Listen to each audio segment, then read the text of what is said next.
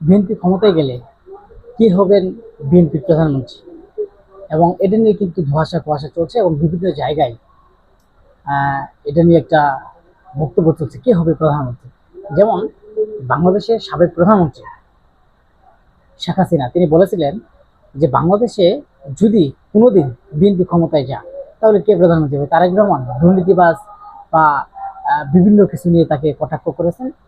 এবং কে প্রধানমন্ত্রী হবেন, তাদের দলের প্রধান কে, আসলে তিনি এই কথা নিয়ে তিনি অনেক কথাই বলেছেন। কিন্তু আমরা দেখতে পাচ্ছি যে এখন বিএনপির প্রধানমন্ত্রী কি হবে সেটাই আছে, কিন্তু এখন আওয়ামী লীগের প্রধানমন্ত্রী কি হবে এবং আওয়ামী লীগ কি দেশে আসবে কিনা বা নির্বাচনে অংশগ্রহণ করতে পারবে কিনা সেটাও কিন্তু একটা নিয়ে অনিশ্চিত রয়েছে।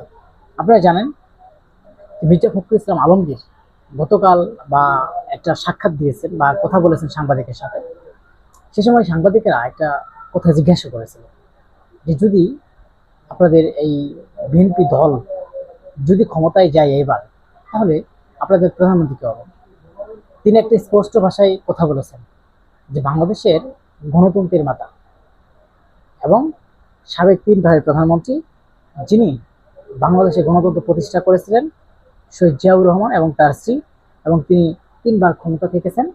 তিনি বরাবরই তিনি যদি শারীরিকভাবে সুস্থ থাকেন এবং মন মানসিকতা ভালো এবং শারীরিকভাবে তিনি ভালো থাকেন, তাহলেই তিনি আবারও প্রধানমন্ত্রী হিসেবে নির্বাচিত হবেন এবং আগামীতে তিনি প্রধানমন্ত্রী হবেন।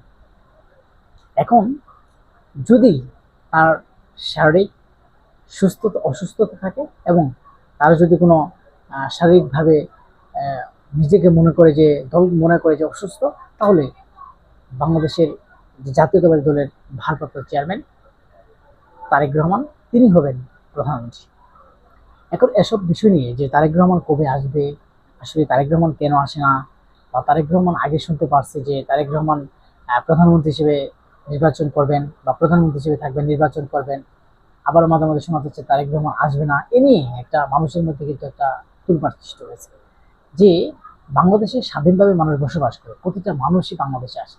তাহলে বিএনপির একজন বর্তমানে যিনি ভারপ্রাপ্ত চেয়ারম্যান, যার অনুযায়ী এই বিএনপি দল চলে এবং বাংলাদেশের একটা গণতন্ত্রের বড় রাজনৈতিক দল, যার কথাই এই বিএনপি চলছে এবং বিএনপির ভারপ্রাপ্ত তারেক রহমানের নির্দেশনায় বিএনপি আগামীতে উন্নয়নের দিকে এবং বিএনপিকে আরো শক্তিশালী দল হিসাবে রূপান্তর করার জন্য এগিয়ে নিয়ে যাচ্ছে।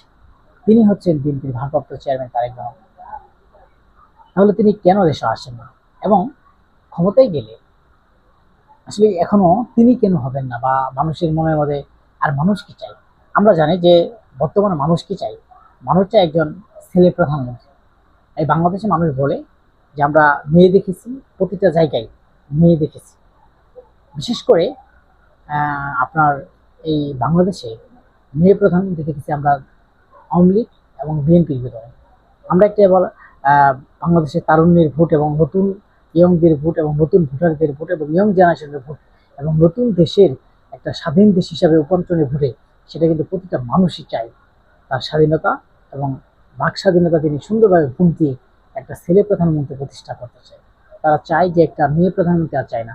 যেহেতু বাংলাদেশের বিএনপির ভারপ্রাপ্ত চেয়ারম্যান তারেক রহমান কিন্তু একটা সরকার পরিচালনা করার মতো তার দক্ষতা, মেধা, যোগ্যতা এবং কথা বলার মতো ক্যাপাসিটি এবং বিভিন্ন রাজনৈতিক দলের সাক্ষাৎ, সেটা কিন্তু আমরা দেখেছি যে এই বিবিসিতে যে সাক্ষাৎ দিয়েছেন, সেই সাক্ষাতের মাধ্যমেই কিন্তু আমরা আসলে সেখানে জানতে পেরেছি বা বুঝতে পেরেছি তিনি একজন আগামীতে প্রধানমন্ত্রী হওয়ার তার যোগ্যতা।